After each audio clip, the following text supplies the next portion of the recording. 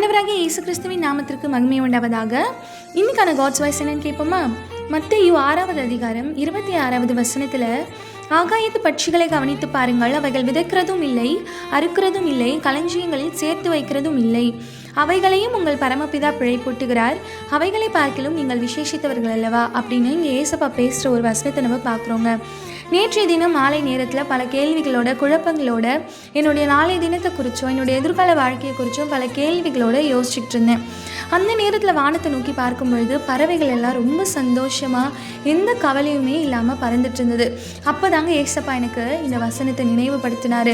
அந்த பறவைகளை பாரு, அது அறுக்கவும் இல்லை, சேர்க்கவும் இல்லை, அதையே நான் அனுதினமும் போஷிக்கிறேன், நீ எதுக்கு நாளைய தினத்தை குறித்து இன்றைக்கி உட்காந்து கவலைப்பட்டுக்கிட்டு இருக்க அப்படின்னு ஏசப்பா என்கிட்ட பேசினாருங்க.